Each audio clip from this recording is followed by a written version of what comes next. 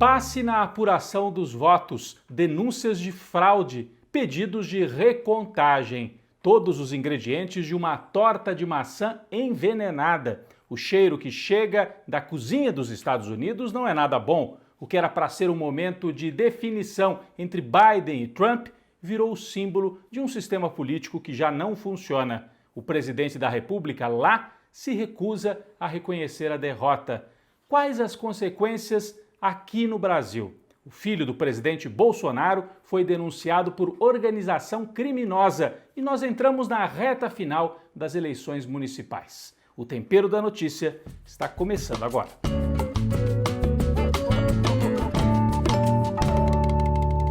Essa semana foi marcada no Brasil e no mundo todas as atenções para a eleição dos Estados Unidos.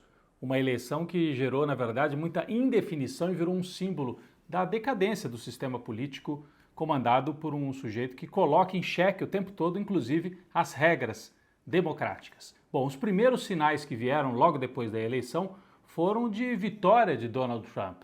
Ele colheu vitórias importantes no Texas e na Flórida, onde moram muitos brasileiros. Os democratas tinham a pretensão de ganhar ou no Texas ou na Flórida para consolidar uma vitória, e isso não aconteceu. Então, quando chegamos à madrugada, primeiro dia logo após a votação, a impressão era de vitória de Trump.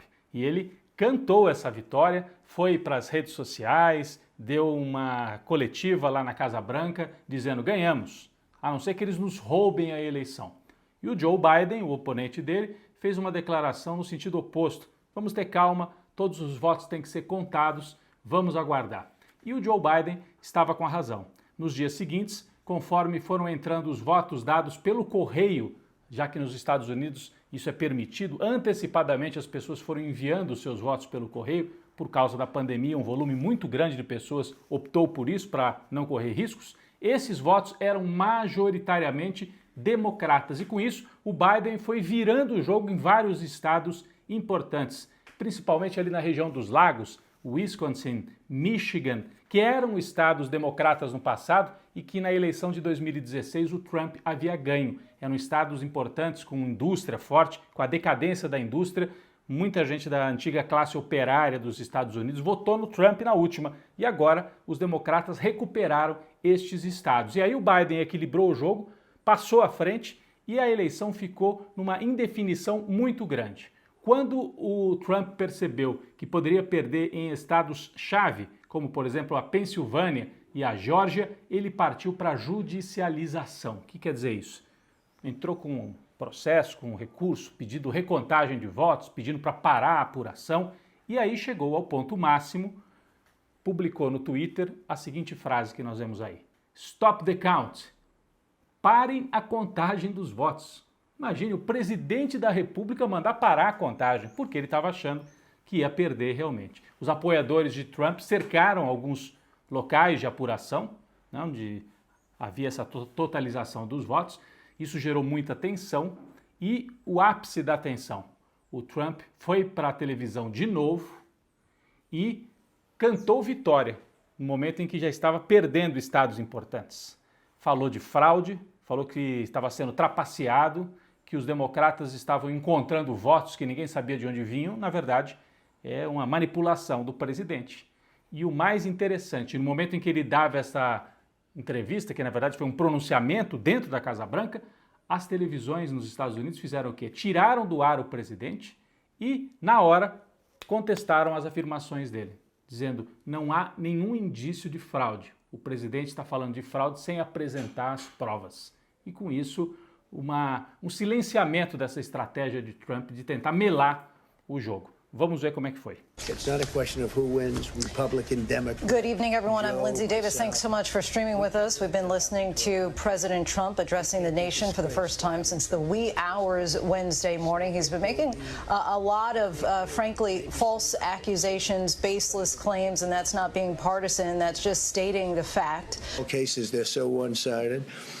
We're watching President Trump speaking live from the White House, and we have to interrupt here because the president has made a number of false statements, including the notion that there has been fraudulent voting. There has been no evidence of that. Allegations by his campaign, but his campaign spokespeople unable to provide any evidence. Okay, here we are again in the unusual position of not only interrupting the President of the United States, but correcting the President of the United States. There are no illegal votes that we know of. There has been no Trump victory that we know of. Bom, se Biden conseguir enfrentar essa tentativa de golpe anunciada por Trump, e se Biden virar de fato o presidente dos Estados Unidos, o que muda no mundo e aqui no Brasil? Muita gente diz, não tem diferença entre democrata e republicano. Em parte é verdade. Os democratas já apoiaram, por exemplo, vários golpes de Estado aqui na América Latina. Em 64 foi assim, aqui no Brasil era um presidente democrata lá nos Estados Unidos. Agora em 2016, com a Dilma também, escutas, né, as agências de inteligência nos Estados Unidos atuando fortemente durante uma gestão democrata de Barack Obama. Agora, por outro lado, existem diferenças importantes. Por exemplo, Joe Biden já disse que vai colocar os Estados Unidos de volta no Acordo de Paris, que é importante para a questão do clima, do aquecimento global, já que Donald Trump é um negacionista, diz que não há nada disso e tirou os Estados Unidos do Acordo de Paris. Também na questão da pandemia, Donald Trump é um negacionista, parecido com Bolsonaro, né? Incentiva as pessoas a não usarem máscara, diz que é preciso retomar a economia e boicota as ações da Organização Mundial de Saúde. Joe Biden vai agir em outro sentido, apoiando essas ações de uma maneira mais racional. Então essas são mudanças importantes. Agora Joe Biden continua sendo o chefe de um império em decadência na disputa com a China, e essa disputa vai continuar, ele vai continuar defendendo os interesses econômicos dos Estados Unidos. Aqui para o Brasil é importante porque Bolsonaro tem uma ligação umbilical não com os Estados Unidos simplesmente, mas com a família Trump.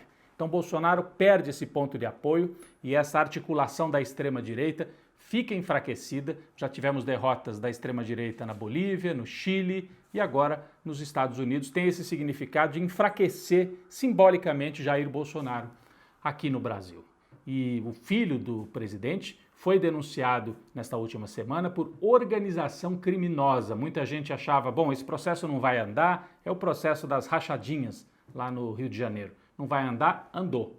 Ele foi denunciado, pode virar réu, Flávio Bolsonaro, mais um indício de que o presidente vai perdendo força e cada vez mais depende do apoio do Centrão e dos militares. Então vamos ficar atentos a isso, atentos também à reta final das eleições. As últimas pesquisas que saíram na semana passada mostram em São Paulo, Bruno Covas do PSDB se consolida no primeiro lugar e Russomano mais uma vez desaba, como já aconteceu em outras eleições, uma disputa entre Márcio França e Boulos para ver quem fica com essa segunda vaga para disputar no segundo turno contra o Bruno Covas. O Boulos vinha subindo, vamos ver se consegue uma arrancada final aí na última semana de campanha. No Rio de Janeiro, a mesma coisa, Eduardo Paes em primeiro lugar, ele que é do DEM, e depois embolada a disputa no segundo lugar entre Marta Rocha do PDT, Crivella, que é o atual prefeito, apoiado por Bolsonaro, e Benedita da Silva, um pouco mais atrás. Bolsonaro, portanto, pode sair derrotado, sem candidato no segundo turno, tanto em São Paulo como no Rio de Janeiro. No Recife, resultado importante também do Datafolha. O primeiro lugar é de João Campos, do PSB, e Marília Arraes, do PT, se consolida na segunda posição. Portanto, vamos ter lá no Recife provavelmente uma disputa entre PSB e PT, dois herdeiros da família Arraes, para ver quem é que fica com a prefeitura dessa importante cidade no Nordeste do Brasil.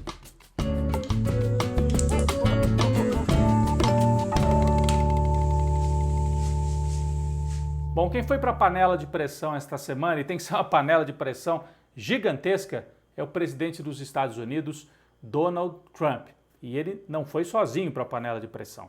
Com ele, junto, todo um esquema de extrema-direita que se mostrou muito forte nos Estados Unidos e depois se espalhou pelo mundo.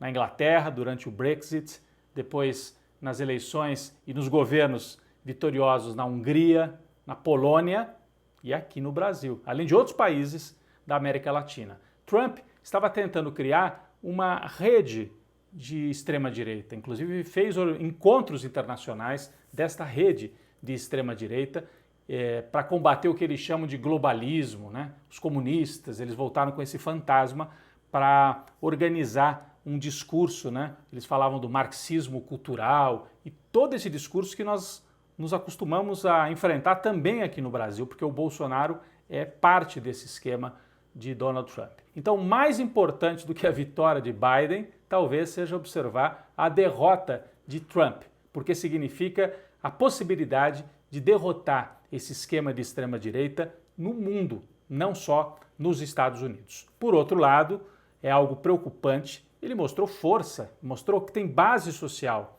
já que no voto popular, Trump perdeu por uma diferença pequena. Então, é claro que nem todo mundo que votou em Trump votou por ser de extrema-direita, ele tem todo o discurso de defesa da economia, então muita gente vota também por causa disso. Um presidente que defende os Estados Unidos, o interesse econômico dos Estados Unidos, os empregos de volta, todo esse discurso. Mas mostra que a extrema-direita nos Estados Unidos continuará viva, por isso que Trump está resistindo, está judicializando, ele quer vender muito caro a derrota, se apresentando como líder desse campo que vai continuar existindo nos próximos anos nos Estados Unidos, gerando mais instabilidade. Isso também é preocupante. Mas por hora, acho que a gente pode comemorar a possibilidade de enfrentar e derrotar a extrema-direita nos Estados Unidos e no mundo.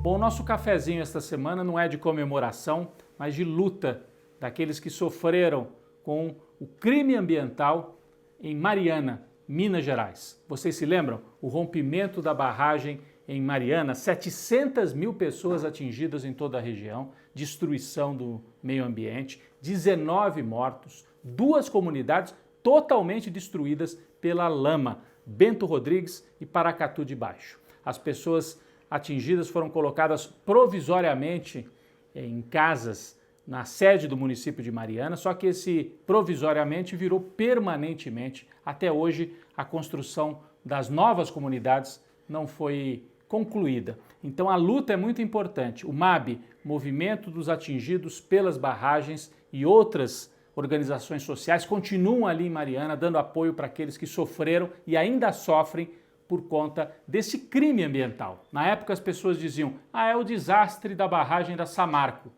A Samarco é o nome, mas quem está por trás da Samarco, que é uma mineradora, é a Vale, um grupo gigantesco que foi privatizado e que é anunciante dos grandes meios de comunicação. Então, os grandes meios evitavam falar o nome da Vale. Nós temos que falar o crime da Vale em Mariana. 5 anos e até hoje as pessoas não tiveram seus direitos resgatados. O Brasil, de fato, está com uma série de matérias especiais sobre isso. Se você quiser saber mais detalhes, você pode acompanhar no site do Brasil de Fato.